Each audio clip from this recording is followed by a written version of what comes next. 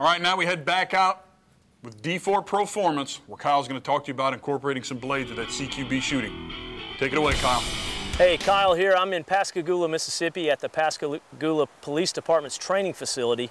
And today I'm going to talk to you guys about retention shooting with the use of combatives and blades. The first thing I'm going to do is give you guys a demo on reaction versus action. So I'm going to ask Patrolman Morse to come in here. He's from the Pascagoula Police Department. Going to take this $5 bill. And this is just to kind of show you guys, I mean, you can call it a trick or whatever you want, but I'm going to put it right there, kind of wad it up. You can use 100 if you feel so confident. His hand about 6 inches high. My hand will be up here, probably 8 inches or so. What I'm going to ask him to do is go for that $5 bill as fast as he can once he sees my hand moving. So you ready? Ready. All right, here we go. All right, and that's about how quick it happens. So why can no one win that? It's kind of like that game you played when you were a kid, you know, with slapping each other's hands, because action's always faster than reaction. We need to always remember that, and here's why we need to remember it. This comes from my SIOC Tactical Group bros. They're the ones that kind of brought all this into play. You know, Tom Kyers won a lot of money with that trick right there in some bars. So a couple of things.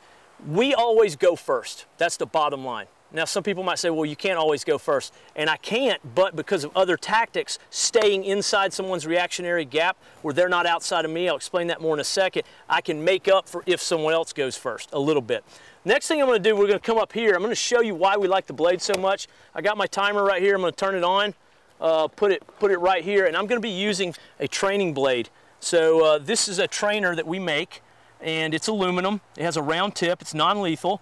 And the same weight, same profile as the normal blade. What I'm going to do here is hit this timer, and I'm going to show you how quick the blade is.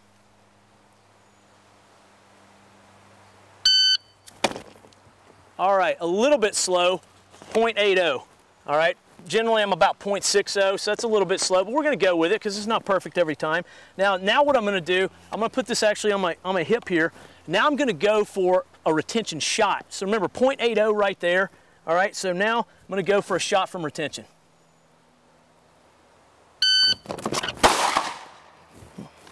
Okay, when I look at that, about 103, and that's typical. Some guys will be about 0.90, but typically my blade strikes a little bit faster. And the blade, if you run through this a few times, ends up being about 1/4 of a second faster. That's why we like to use it up close. It's a great force multiplier, if you will, for yourself. Now, a couple things on the retention shooting. What you notice I did is I came up and grabbed this guy and kind of brought him closer to me as I shot, right? The other thing was the cant of my gun. I don't want my gun straight up because the slide will interfere with either my clothes or my body. I actually want it canted to the side a little bit, and I want it indexed somewhere. It can be top of the holster, hip bone, whatever. But this is probably a little bit different for most people. I'm bringing this dude in close to me. This is not something you should train if you're inexperienced because of the obvious danger. I will tell you though, to muzzle yourself, you're going to have that thing oddly high, okay? But here's the reason I do that. So if I reholster right here, most people train in retention shooting to strike and get back. Now, after all that I've just shown you, think about that. If you strike and get back, you're actually at the arm's reach of the bad dude. Which means even if he doesn't know what he's doing and he's flailing around, he's hitting you somewhere, you know, in your control system. So that's why we want to bring this guy in here close. Typically speaking though, in this situation, I would go to my blade because it's faster. I would work this. And the future, just want to put it out that we see it. Again, I have the benefit of training guys that are active LE and military right now. The future is dual weapons deployment. So ideally with this guy right here, if he's this close to me, I'm coming in, getting a blade, and if his buddy's over there, his buddy's getting a pistol. And I can still bring these together. If I need to shoot with both hands, I can keep the blade in there, I can shoot, I can do reloads, malfunctions, whatever I've got to do and clear everything. One thing about this, when you start training like this, seek out good, reputable trainers, both shooting and with blade stuff.